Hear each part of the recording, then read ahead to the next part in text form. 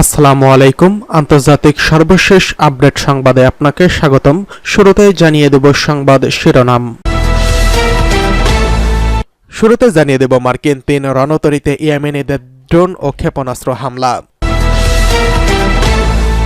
জানিয়ে দেব ইউক্রেনের সহায়তার বিষয়ে ব্রাসেলসে সফরে যাচ্ছেন অ্যান্টনি ব্লিংকেন।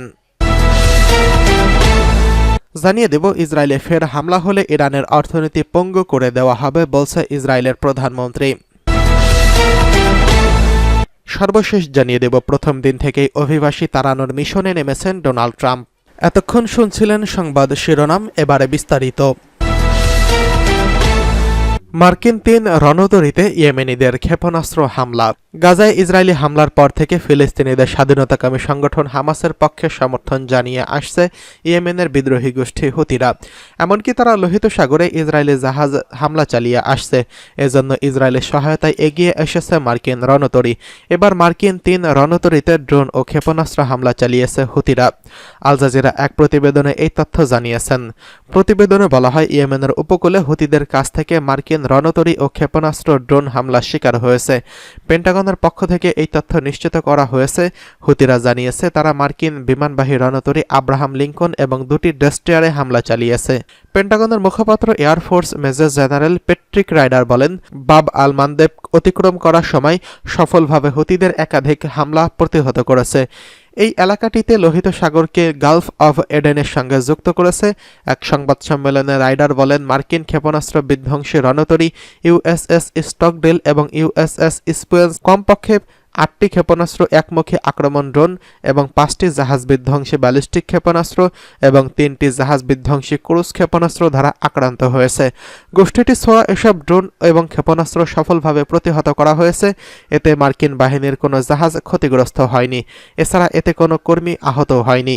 তিনি আরও বলেছেন, মার্কিন বিমানবাহী রণতরী ইউএসএস আব্রাহাম লিঙ্কনে হামলার কোনো তথ্য পাওয়া যায়নি। এর আগে মঙ্গলবার হুতিরা জানিয়েছে তারা 8 ঘণ্টার ব্যবধানে মার্কিন বিমানবাহী রণতরীর বিরুদ্ধে 2টি নির্দিষ্ট সামরিক নিশানায় অভিযান চালিয়েছে।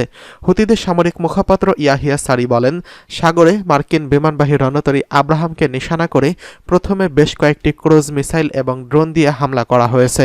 তিনি আরও বলেন, দ্বিতীয় অপারেশনে বেশ কয়েকটি ব্যালিস্টিক ক্ষেপণাস্ত্র এবং ড্রোন হামলা চালানো হয়েছে। এই হামলায় লোহিত সাগরে 2টি মার্কিন ডেস্ট্রয়ারকে লক্ষ্যবস্তু করা হয়েছে।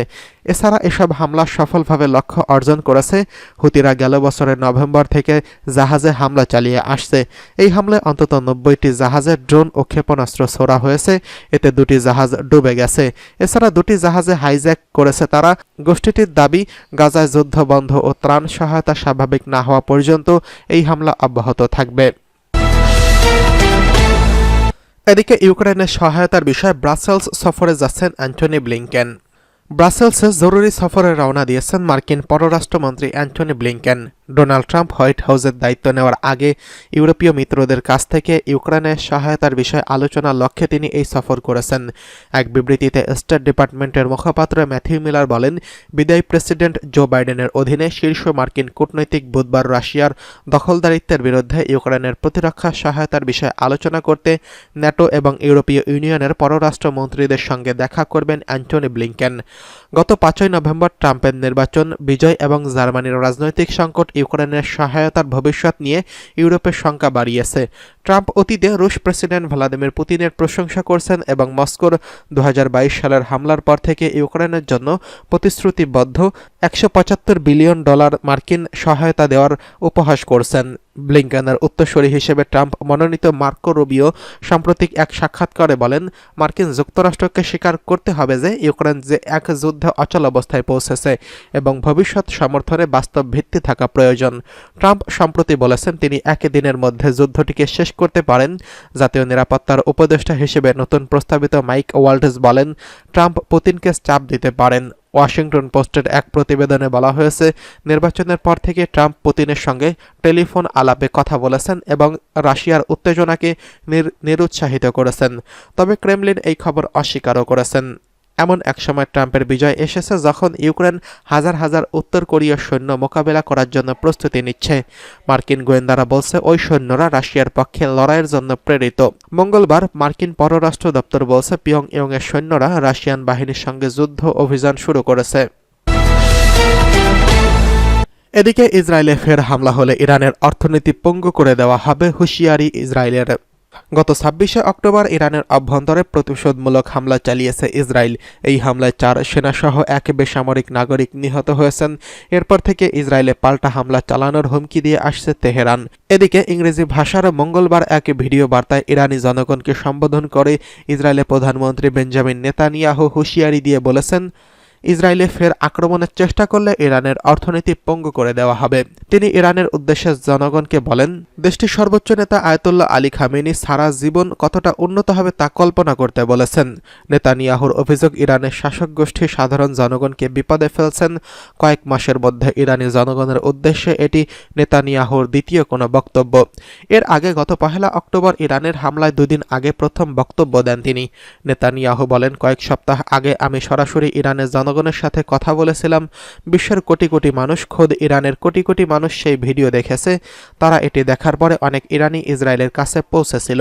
তাই আজ আমি আবারও ইরানের জনগণকে সম্বোধন করতে চাই। ইসরায়েলকে লক্ষ্য করে সম্ভাব্য হামলা ইরানের অর্থনীতি ভেঙে পড়বে বলেছেন নেতানিয়াহু।